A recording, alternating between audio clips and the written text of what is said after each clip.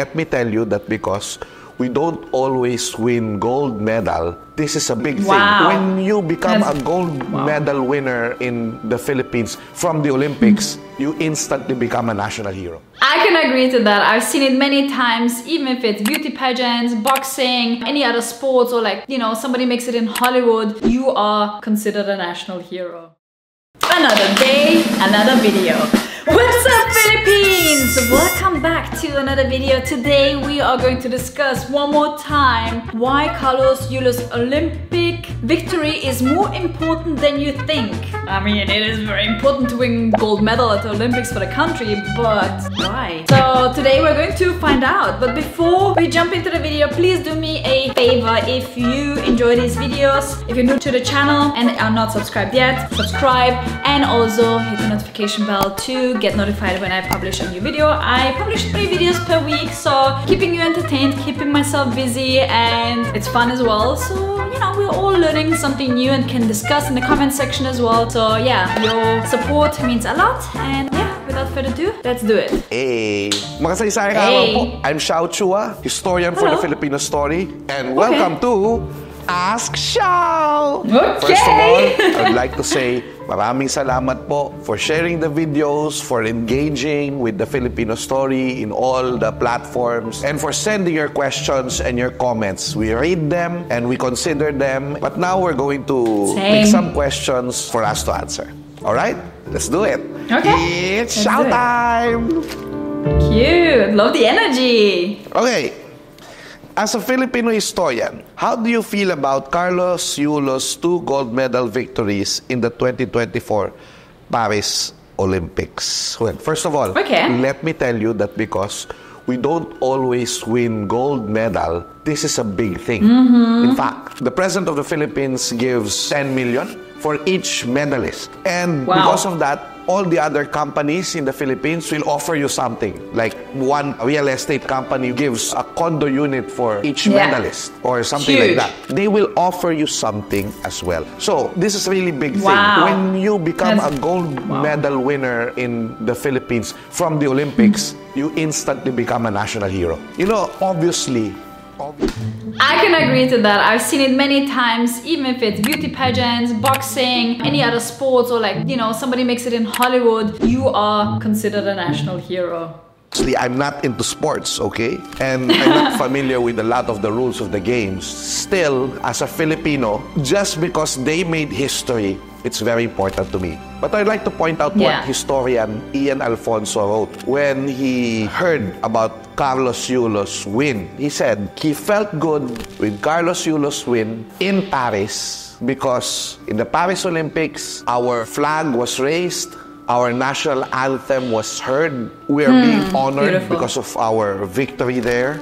But more than 100 years ago, when the Americans and the Spaniards were negotiating what would become known as the Treaty of Paris, where America will pay $20 million to the Spaniards for the Philippines. And that means that America will have a legal occupation of the Philippines. Our first diplomats who brought our flag there were not permitted to go inside those negotiations. So it was about us, but they did not include us.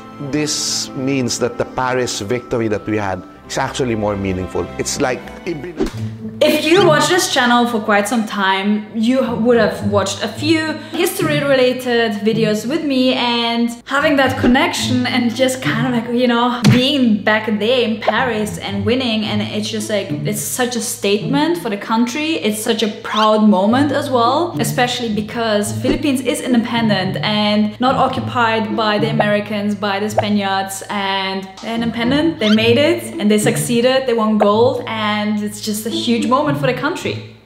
Sa pagkapanalo natin sa Paris. So thank you, Carlos Yulo, for getting the Philippines recognized in a city that didn't acknowledge the independence of the Filipino more than 100 years ago.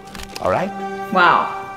Okay, that's next not long question. Ago. At Danjil_PRSNL, personal. Is it really a Filipino thing if one piece of food is left in a plate for others to grab? Oh.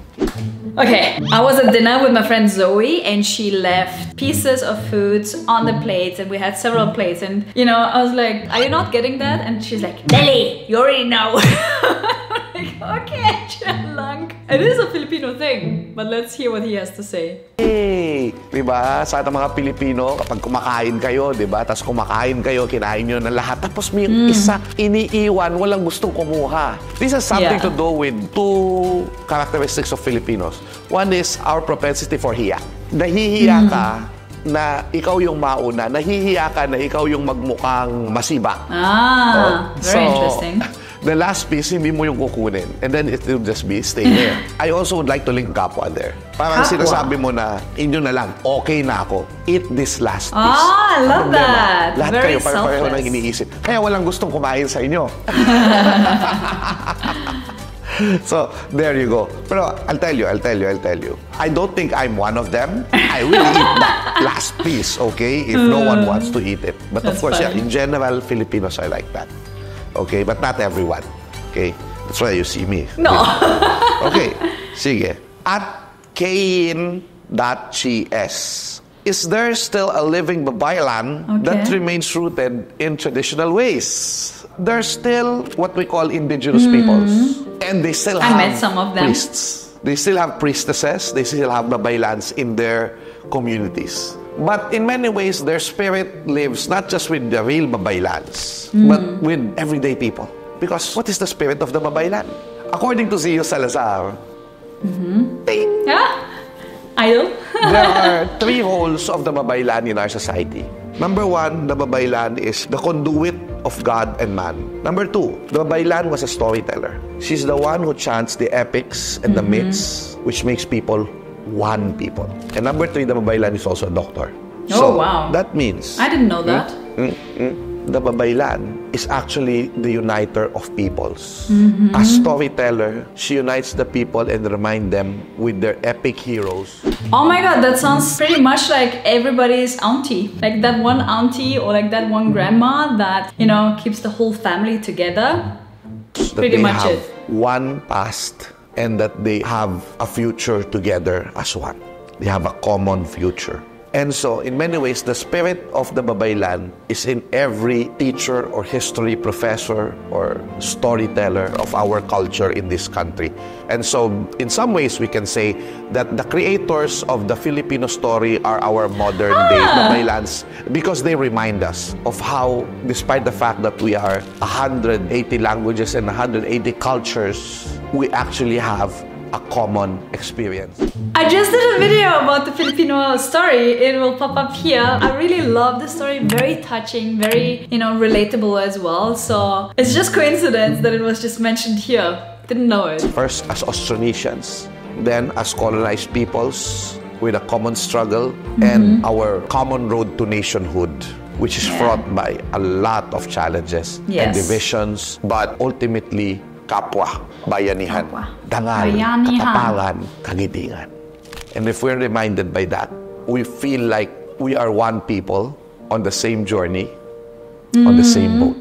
We are one. I like that, Pani Logroño. That was... Thank you very much. Hey, that was a statement Ang during the bilis-bilis. pandemic. We are Pero one. okay lang, please continue to like, share, and subscribe.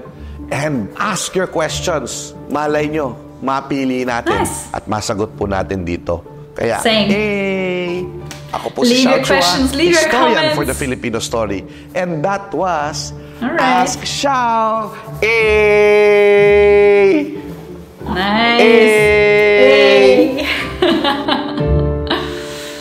Alrighty. Wow, great channel. I think I'm going to give him a subscribe because he seems very knowledgeable, very interesting character as well on YouTube. Very pleasant to watch and I think I can learn a lot from him. We can learn a lot from him. Let me know if you knew those things that he mentioned in the comment section down below. And if you want to see slightly different content, please check out my channel Nelly's Life, which is about my travels, my food adventures, exploring new cultures, whatever, and just fun, just good vibes. And if you want to send me a video to react to, please do so and message me on Instagram at Nelly's Life and I'll do my best to react to your video. That was it for today. I'll see you guys next time on What's up, Philippines? Bye-bye.